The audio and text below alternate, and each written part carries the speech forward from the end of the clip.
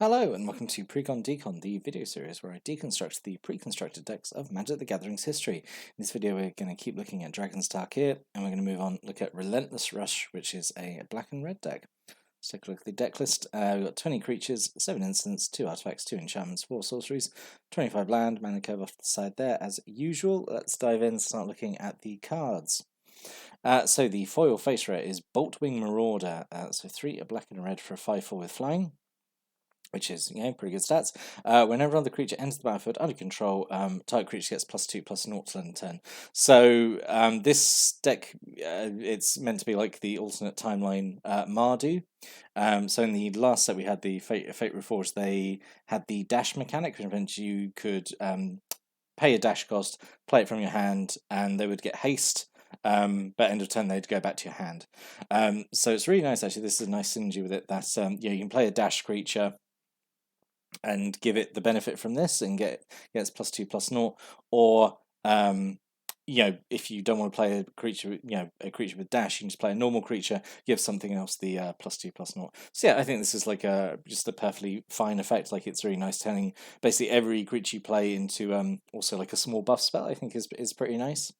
Yeah, a good foil face rare to have, I think. So then we've got 2 Swift Warkites, so 4 a black and a red for a 4/4 with flying. When it enters the battlefield, you may put a creature card with mana value 3 or less from your hand or graveyard onto the battlefield. It gets haste and then goes back to your hand at the beginning of the next end step. So the fact this can get stuff from your graveyard, I think, is actually really, really nice. Putting stuff from hand straight into the field is nice as well. But I think the benefit from this is getting stuff from graveyard, and then it gets another swing, and then it goes back to your hand, so then you can do the whole thing again. I think that's actually really nice. I really like this Swift Warkite. It kind of feels like it should have haste, maybe just because it's called Swift Warkite, and it feels weird not having haste itself. But yeah, I think this is really nice effect to have, because you've got a lot of cheap creatures in the deck, because it is like black red kind of aggro weenie, it's a really, really nice effect that synergizes with a lot of the cards in the deck. We've got 2 Warbringers, so 3 in a red for a 3/3. Dash costs you pay costs 2 less, as long as this creature's on the battlefield. And then it has a dash ability itself, so dash for 2 in a red. So just a reminder, dash is, I sort of explained it, but here it is. You can cast a spell for its dash cost. If you do, it gains haste and it's returned from the battlefield to its owner's hand at the beginning of the next end step. So it comes in, swings, and then bounces back. So the fact this makes all your dash costs cost 2 less, and you've got like quite a few dashes in the deck. Yeah, so it does create this nice kind of skill test mini game of like, oh, do I play my creature? Normally it's a bit more expensive, but it's going to stay on the board, or do I play it for cheaper with the Warbringer's cost reduction ability, and then it gets to swing immediately, but then it's going to bounce back and not stay on the board. So which is better? Obviously, this pushes you more to be like more aggressive with the dash creatures and like don't care about blocking. Whatever you're in black red kind of super aggro. Who cares about blocking? Only your opponent should care about blocking. So yeah, this is a really nice effect. We've got 2 Ambuscard Shaman, 2 in a black for a 2/2. When it or another creature enters the battlefield under control, it gets +2/+2 to end turn. So this is, again, really nice effect with all your stuff that's got haste. If you're going to do haste, long-time viewers will know that I kind of have a complicated relationship with the haste keyword. But if you're going to do haste, I think it's the best way to do it. Like, just give creatures more benefits for coming down and attacking like the same turn, and make haste matter. I'm not saying haste is a bad keyword. I'm going to get into this whole tangle again. I just wish haste mattered the turn after you've had it, but whatever. But yeah, this is a nice effect. This actually reminds me of a green card back in times where like Primal Force Mage, which I think gave this almost exact effect. Whenever you had a creature in the battlefield, it got +3/+3 to end turn, I think. So it's really nice to see this ability here as well, where it synergizes a lot better with what's going on, because you've got so many things that have a way of gaining haste and then getting the +2/+2. So this with the Warbringer, and you're dashing for cheaper, you can get some really big swinging attacks out of nowhere, like for really cheap. And it's got dash as well, which is nice. So yeah, it's good. Again, turning all your creatures getting the benefit when they come in is really nice. We've got 2 Colligan Forerunners, 2 in a red. for an X3 with trample. Its power is equal to the number of creature you control. It has dash 2 in red. So this is, I guess, one that you want to. This is kind of goes a little bit against, I think, what the deck's trying to do, because like on one hand you want things that dash out and then they bounce back to your hand, but this kind of, I guess, but then you want things to stay out as well. So this makes this stronger, I guess. But again, if you're the Warbringer and all your dash costs are cheaper, you could dash out a bunch of cards. This would, shoot up. They all swing. You're getting bonuses from stuff like Ambuscard Shaman and the Boltwing Marauder. This has got Trample as well, which is really nice. So yeah, maybe a bit of a little skill test mini game of like whether or not to keep things on the board or to dash them out. But yeah, this is potentially really nice. Again, something that could dash as well. This could come down, potentially be a big trampler, and it's got haste, so it could swing immediately. So yeah, I think that's quite fun. And then 2 Lightning Berserkers, 1 red mana just for a 1/1. It's got Fire Breathings, so you can pay 1 red to give it +1/+0 turn, and it's got dash for a single red. Yeah, it's okay. It's okay. Again, potentially a nice thing to maybe hold on to late game and suddenly dash this out, sink a bunch of mana into it, and then it gets through. Potentially when your opponent's like, completely tapped out, like they've got no blockers left, you've worn them down, and this comes in, you sink all your mana to it, and yeah, I guess. 2 Scream Reach Brawlers, 2 in a red for a 2/3 with dash 1 in a red. Yep, these ones are like the most basic versions of the dashes you could have, I suppose. 2 Sprinting Warbrutes, 4 in a red for a 5/4, attacks each turn if able, and it has dash for 3 in a red. So being a 5/4 is it's really, really chunky, and obviously that drawback is not really a drawback if you're dashing it anyway. And then 3 Colligan Skirmishers, which is just essentially a bear, like 2 mana for a 2/2, but it has dash for 2 and a black, so yeah, it's fine. It's fine. All these really, really like having the Warbringer down to make all their dash costs cheaper, because you could be swinging some really big stuff like for not much mana. And then we have a single, well, not a single. The single creature in the deck without dash is a pair of Colligan Aspirants. So 1 red just for a 2/1. Whenever it becomes blocked by a creature, it deals 1 damage to that creature, which is fine, whatever. Yeah, but yeah, it's really, really fun to see that pretty much all the creatures in this deck have haste, or have the dash ability or way of gaining haste, and this one really feels like the odd one out. So the other rare of the deck is Foul Renewal. So 3 in the black. You return target creature from your graveyard to your hand, and target creature gets -X till end 10, where X is the toughness of the card returned this way. So I don't really think this goes well in this deck, because you've got like most of your creatures are actually quite small, I suppose. They've got quite low toughness. There's a few that stand out. And I'm not saying this is a bad card. I always have to reiterate, I'm not saying this is a bad card. I just don't think it goes super well in the deck. I mean, it's fine to obviously have like a raised dead effect, and it's also like combined with like a removal effect, which is really good. Even if you use this kill off like an X2 or an X3, I think that's good. You're getting a lot of value. You're essentially doing, you're getting double 2 effects from a single card. I don't know. It doesn't feel like a very impressive rare. I'm not saying it's a bad card. It just feels like a weak rare to me personally. No, it doesn't feel like that flashy, I suppose. But yeah, that's just me. I'm not saying it's a bad card. It's just I just think there were better options. Let's put it that way.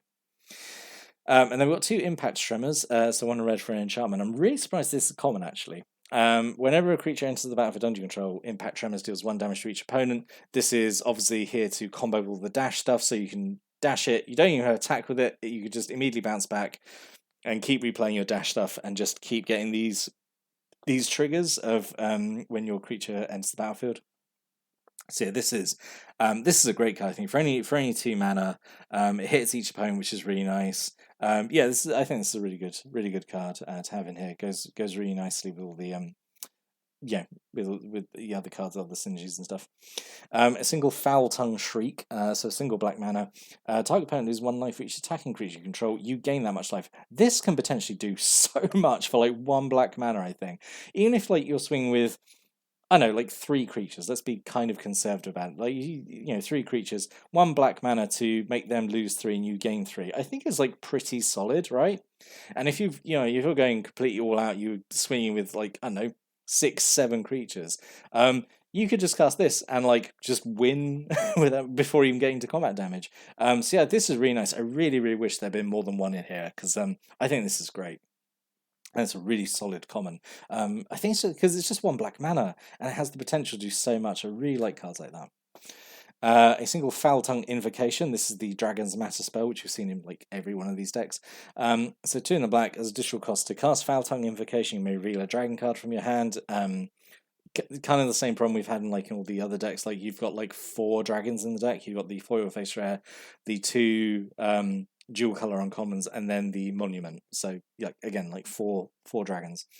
Target player sacrifices a creature. If you revealed a dragon card or controlled a dragon as you cast Foul Tongue Invocation, you gain 4 life. So this is okay. I would say this is actually maybe one of the better ones, just because the dragon booster essentially is just some life gain. At 3 mana, this is like an instant speed edict effect, which is like okay at 3 mana, I think. So yeah, obviously getting some life is fine as well. But yeah, this is one where it doesn't feel like you're getting a bad deal if you don't get the dragon effect. Like like the green one or the blue one, I think were a bit kind of janky. Yeah, this one I think is okay. A single defeat, so 1 in a black sorcery, destroy target creature with power 2 or less. I don't like this card. I think it's just not very good. I have no idea why it has to be 2 mana. I don't have no idea why it has to be a sorcery. I have no idea why the it's limited, so low, like power 2 or less. Yeah, I just feel like all the numbers on this card are just like all off by 1. If it's like 1 black mana, maybe, I don't know, but I don't know. It's common, I suppose, but yeah. I don't like this. I think it's like just not a good card. Yeah. 2 flattens, 3 in a black. To give type creature -4/-4 slender turn. Yeah, this is okay. Better bit of removal than the defeat, I think. So yeah, this is okay. A single duress, 1 black mana. Target opponent reveals their hand. You choose a non-creature, non-land card from it, and they discard that card. That's okay. Really, strong like turn 1 play if you have it. The disadvantage is you've only got 1 in the deck, so there's a chance. Well, it's still 1 black mana. It's okay. It's an okay effect. At the very least, you get to look at their hand, right? So there's that way of it, I suppose. Yeah, it's okay. And then 2 twin bolts, 1 in a red, does 2 damage divided as you choose amongst 1 or 2 type creature players. Always like these kind of red burn spells that let you split damage around, and because you've got the potential there to kill off 2 creatures. So yeah, it's okay. It's a 2 for 1. It's all right. The fact hitting creatures and or players is nice as well, because you could just kill the next one, do 1 damage to a player. It's okay. It's nice flexible card. We've got 2 Tormenting Voice with this super derpy artwork of Ugin. So 1 in a red, as additional cost to cast Tormenting Voice, you discard a card and you draw 2 cards. So it's not card draw, because you're giving up 2 cards to get 2 cards. But it's okay. You want to kind of be aggressive in this deck. Because a lot of your stuff is cheap, so this is a way of like turning excess lands into like more cards, I suppose, and stuff that you'd actually want to cast. So yeah, this is okay to have 2 of these, I think. Single Vial of Dragonfire, 2 mana artifact, you can pay 2 and tap, does 2 damage to type creature. Alright, gets a small blocker out of the way, I suppose, or finishes 1 off, this is okay. And then a Colligan Monument, 3 mana, gives you black or red mana, and you can spend 6 to turn it into a 4/4 flying dragon until end turn, which is okay. Yeah, it's the same as all the monuments. We've seen them all. We know the score here. And then the same sort of like mana base we've seen in all the Dragon decks as well. Single Evolving Wilds and 13 mountains and 11 swamps. And yeah, it's fine. So let's talk about what could have been. Overall, I think it's okay. It's okay put together. I don't think there's any.